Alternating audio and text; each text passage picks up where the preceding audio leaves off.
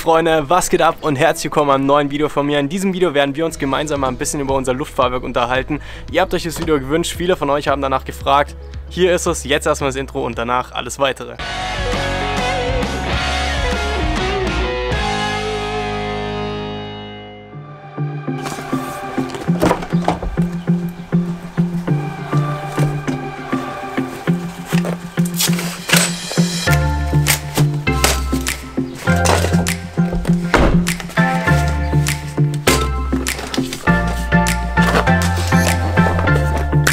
Okay Freunde, einige von euch haben nachgefragt nach unserem Luftfahrwerk, was für eins wir verbaut haben, welche Art von Luftfahrwerk wir verbaut haben, ob wir damit zufrieden sind und so weiter. Und genau über dieses Thema soll es heute in diesem Video gehen. Am Ende des Tages oder am Ende dieses Videos solltet ihr euch dann entscheiden können, ob ihr ein Luftfahrwerk haben möchtet oder ob ihr kein Luftfahrwerk haben möchtet und ob ein Luftfahrwerk das Richtige für euch ist oder ob ein Luftfahrwerk eher nicht das Richtige ist. Also starten wir erstmal in dieses Video und fangen erstmal ganz von vorne damit an, was ist ein Luftfahrwerk und wofür verwendet man das Ganze.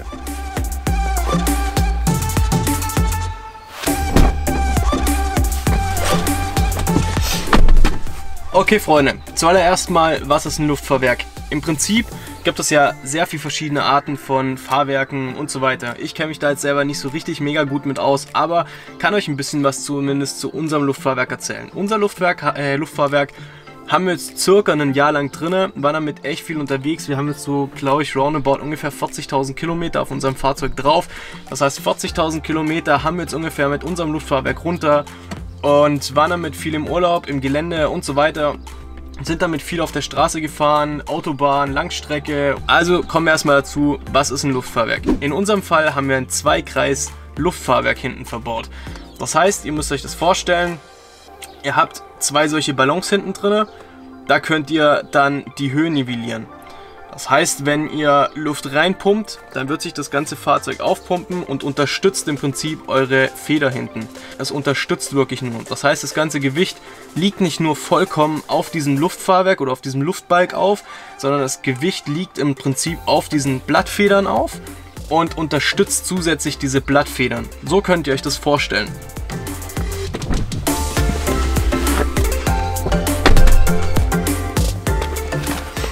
Jetzt stellt sich natürlich die Frage, wann macht so ein Luftfahrwerk Sinn? Natürlich hat ein Luftfahrwerk seine Daseinsberechtigung, ansonsten wäre es gar nicht in so vielen Fahrzeugen überhaupt erst verbaut.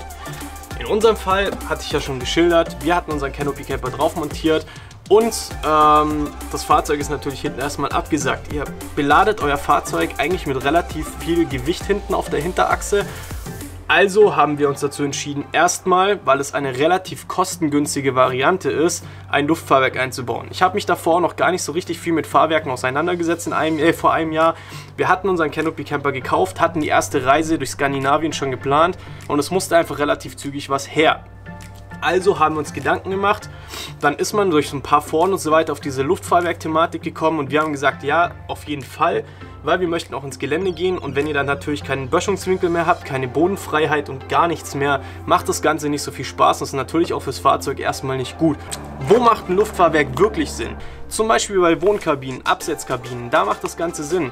Wenn ihr die Wohnkabine draufpackt, dann ladet ihr im Prinzip erstmal mehr Gewicht auf, dann pumpt ihr euer Luftfahrwerk hoch und dann liegt euer Fahrzeug wieder ganz normal. Wenn ihr jetzt allerdings so wie wir eine konstante Ladung drauf habt, die einfach immer drauf bleibt, ihr baut ja einen Canopy Camper nicht mal kurz runter am Wochenende, weil ihr die Pritsche für irgendwas anderes braucht, dann macht ein Luftfahrwerk einfach keinen Sinn, weil da gibt es deutlich bessere Lösungen. Mit einem Luftfahrwerk wird euer Fahrverhalten deutlich steifer und nicht besser. Also ihr merkt richtig beim Fahren, wie das Ganze auf der Hinterachse richtig starr wird, richtig hart wird und auch einfach nicht mehr so geil ist zum Fahren. Aber bevor wir jetzt auf Nachteile, Vorteile und sonst irgendwas kommen, würde ich sagen, unterhalten wir uns erstmal so ein bisschen über den Einbau. Dafür, glaube ich, flutschen wir einmal ganz kurz unter das Fahrzeug. Ich zeige euch, wo unsere Bälge eingebaut sind, also los geht's.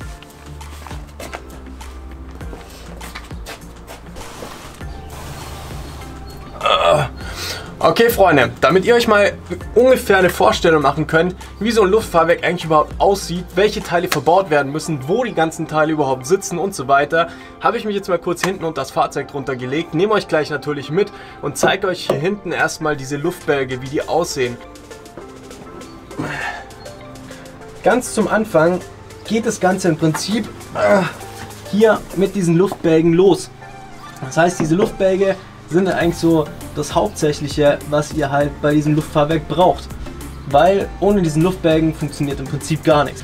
Das heißt, diese könnt ihr sehen, die liegen einfach hier auf der Heckfeder, also halt auf dieser Blattfeder hinten auf der Heckachse, liegen die im Prinzip auf. Das heißt, sie pusten sich auf, halten den Grundträger oben, drücken die Blattfeder nach unten und ihr kriegt halt im Prinzip so hier einfach mehr Bodenfreiheit. Aber eben wie schon erwähnt, für die Verschränkung ist es einfach schlecht, weil diese Luftbälge geben relativ wenig nach, die sind wirklich brachial hart. Und ja, das ganze Problem ist halt einfach, dass dann diese ganze Heckachse im Prinzip sehr, sehr steif und sehr, sehr starr bleibt. Also haben wir gelernt, für normale Fahrten auf der Straße ist das Ganze okay, aber alles, was dann ins Gelände reingeht, macht so ein Luftbalg einfach nicht mehr so wirklich viel Sinn. Auf jeden Fall habt ihr jetzt mal gesehen, wie hinten die Luftbälge aussehen, und im nächsten Schritt muss dann natürlich auch Luft rein. Das heißt, ihr braucht jeweils zu dem einzelnen Luftbalg braucht ihr noch eine Luftzufuhr. Es gibt einen Einkreis und einen Zweikreis. Das Einkreis bedeutet, ihr habt einfach nur eine Luftzuleitung zu beiden hingelegt. Das heißt, im Prinzip kann man die auch durchschleifen oder halt oben vorne ein Y dran und dann an die zwei Luftbälge. Das heißt, ihr könnt sie einfach nur einzeln aufpumpen. Sie gehen auf beiden Seiten gleichzeitig nach oben und ihr könnt auch nichts nivellieren oder ausrichten. In unserem Fall, wir haben ein Zweikreissystem. Das heißt, ihr könnt die rechte und die linke Seite unabhängig voneinander aufpumpen oder ablassen. Das heißt, wenn euer Fahrzeug auf der einen Seite schwerer belastet ist wie auf der anderen Seite, könnt ihr auf der einen Seite euer Fahrzeug mehr aufpumpen, auf der anderen Seite ein bisschen weniger und könnt euer Fahrzeug so wieder in die Waage legen. Im Umkehrschluss könnt ihr das natürlich auch nehmen, wenn ihr irgendwo steht zum Parken. Das heißt, wenn ihr nicht ganz perfekt gerade steht und gerade auf der Hinterachse, wo ihr schlaft, könnt ihr dann im Prinzip sagen, okay, ich pumpe eine Seite noch ein bisschen auf, lasst die andere Seite ein bisschen ab, so lange bis euer Fahrzeug oder halt oben eure Liegefläche im Prinzip dann halt einfach gerade steht. Wir gehen jetzt vorne weiter. Irgendwo muss die Luft natürlich auch herkommen. Dafür braucht ihr einen Kompressor. Also arbeiten wir uns jetzt mal wieder ein Stückchen weiter nach vorne und ich zeige euch, wo unser Kompressor verbaut ist.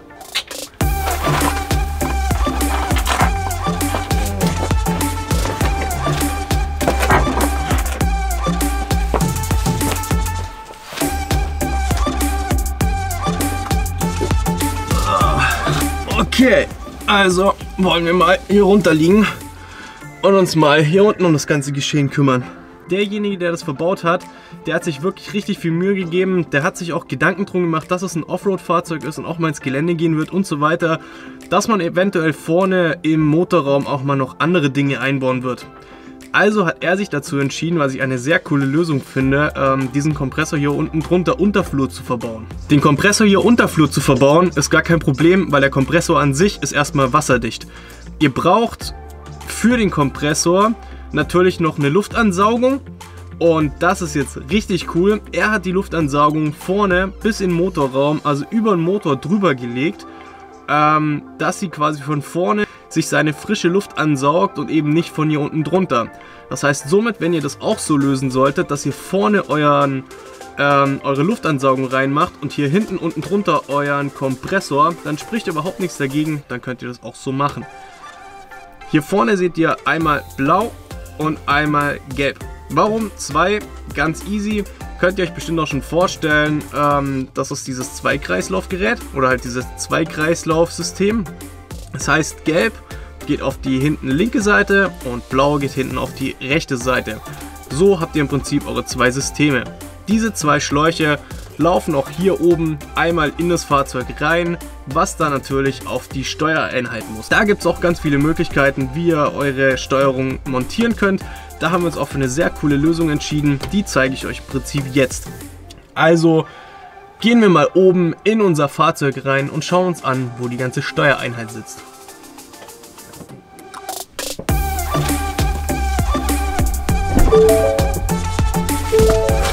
Okay, die letzte Station für das Luftfahrwerk ist hier vorne drin. Von hier vorne könnt ihr das Luftfahrwerk natürlich steuern. Das heißt, Hier vorne habt ihr die ganze Bedieneinheit drin und hier vorne könnt ihr dann Luft in das Luftfahrwerk reingeben oder könnt Luft aus dem Luftfahrwerk wieder rauslassen. Das heißt, irgendwo hier vorne drin müsst ihr eure Steuerung einbauen. In unserem Fall ist die Steuerung echt cool eingebaut, weil sie ist bei uns in der Mittelarmkonsole drin. Da fällt sie nicht auf, da stört sie nicht, da kommt ihr nicht aus Versehen dagegen, da werdet ihr sie nicht wegtreten, da geht sie nicht schmutzig oder sonst irgendwas.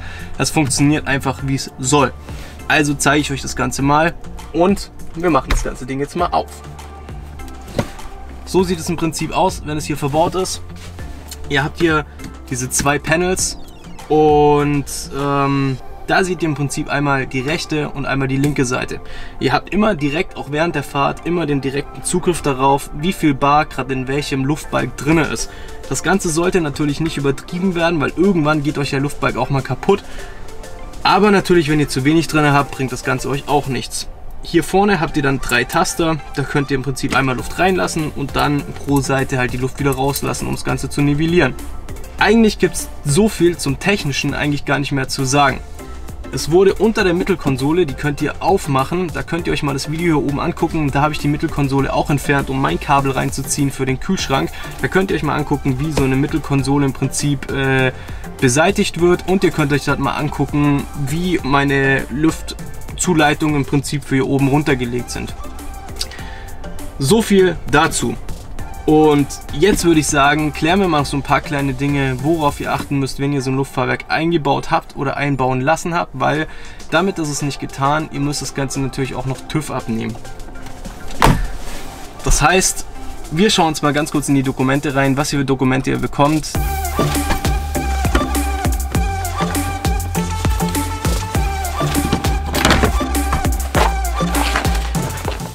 Okidoki, Freunde, wir wären nicht in Deutschland, wenn das Ganze mit dem TÜV nicht wäre. Spaß beiseite, ist halt so wie es ist, kann man nicht ändern. Aber wie ihr schon gesehen habt, wir haben unser Luftfahrwerk bei Goldschmidt einbauen lassen. Goldschmidt hat meines Erachtens echt unschlagbare Preise, was Luftfahrwerk angeht. Der Einbau war extrem gut, also diese Person, die uns das Luftfahrwerk eingebaut hat, war wirklich ein mega Profi. Der hat wirklich zu 110% gewusst, was er tut. Es ging wirklich sehr schnell, es war sehr unkompliziert, es war recht günstig. Die Qualität, wie sie es verarbeitet haben und auch die Qualität der Luftbälge, finde ich, ist nicht schlecht, also ist echt gut. Für die Einsatzzwecke, wenn man sie richtig verwendet, sind diese Luftfahrwerke dort auch echt super. Dementsprechend kann ich persönlich, wenn ihr ein Luftfahrwerk haben wollt, Goldschmidt eigentlich wirklich nur empfehlen. Die Personen dort waren super lieb und super freundlich zu uns. Wir haben es noch nicht gesponsert bekommen oder sonst irgendwas. Wir haben es komplett selber gezahlt. Zu dem Zeitpunkt habe ich noch nicht mal YouTube-Videos gemacht. Also dementsprechend, ich kriege kein Geld von der Firma Goldschmidt, dass ich das sage. Ich war einfach nur echt von dem Service und so weiter vollkommen zufrieden. Dann bekommt ihr noch 2 Filter. Die müsst ihr nach einer gewissen Zeit tauschen. Das Ganze habe ich mir irgendwo aufgeschrieben, ich weiß es aber ehrlich gesagt gerade gar nicht mehr, kann ich euch überhaupt nicht sagen. Und dann bekommt ihr im Prinzip noch einmal eine Bedienungsanleitung, wie das Ganze funktioniert, wo was wie einbauen und so weiter. Braucht ihr im Prinzip eigentlich nicht, weil das ist sehr einfach. Dann bekommt ihr natürlich das Allerwichtigste, noch den Schein vom TÜV. Wenn ihr das bei Goldschmidt einbauen lasst, ist direkt eine TÜV-Station nebendran.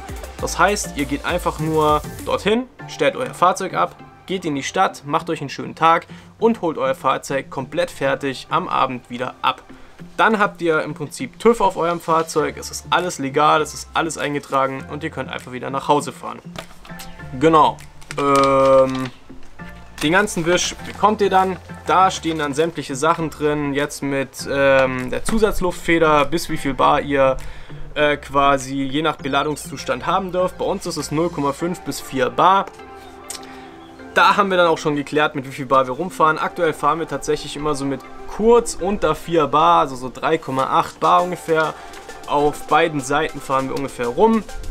Was steht da noch drin? Ein Teilegutachten, dann ist halt eben, dass es eine Zusatzluftfeder ist. Also es ist kein reines Luftfahrwerk, sondern es ist ein Zusatzluftfahrwerk oder eine Zusatzluftfeder, die im Prinzip, haben wir schon geklärt, diese Hinterachse noch zusätzlich unterstützt. Was ich ja vorhin schon gesagt habe, wir ziehen im Prinzip jetzt mal noch ganz kurz ein Resümee über unser Luftfahrwerk und über das ganze System.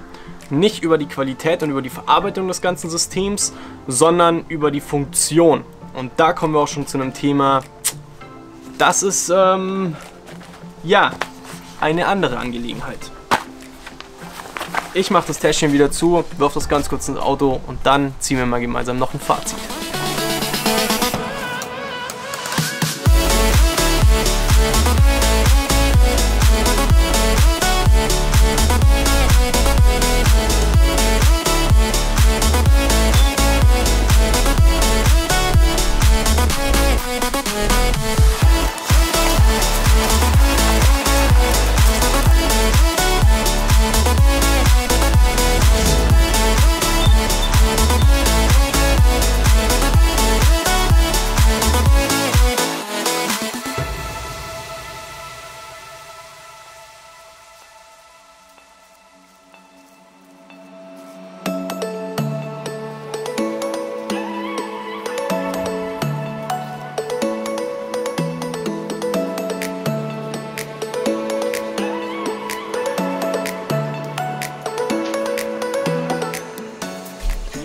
Also Freunde, kommen wir zum Resümee der ganzen Sache. Ich habe es euch versprochen, dass ich ein Resümee ziehen werde oder ein Fazit, und so heißt ja auch der Videotitel.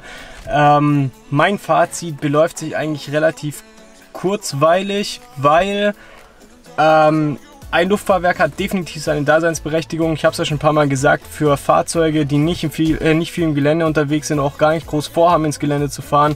Für diejenigen ist ein Luftfahrwerk gar nicht schlecht. Für uns jetzt in einem Jahr habe ich für mich festgestellt, dass ich mit einem Luftfahrwerk eher nicht so zufrieden bin und eher nicht so glücklich bin. Also schauen wir uns mal noch ein paar andere kleine Resümees an oder Fazite oder wie auch immer.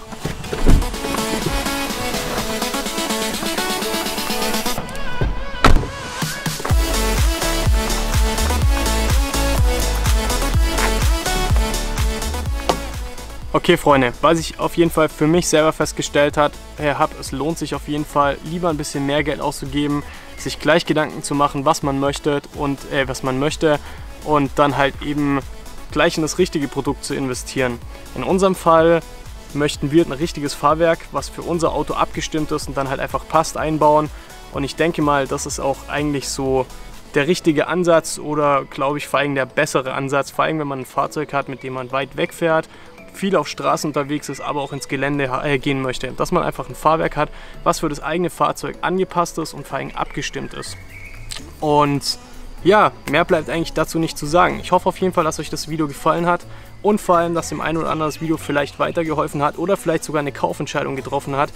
Wie auch immer, das würde mich auf jeden Fall riesig freuen. Wenn das der Fall sein sollte, würde ich mich auch riesig freuen, wenn du mir einen Daumen nach oben geben würdest. Und wenn du meinen Kanal noch nicht abonniert hast, dann jetzt nicht vergessen, auf Abonnieren zu drücken, weil es werden noch ein Haufen Änderungen kommen.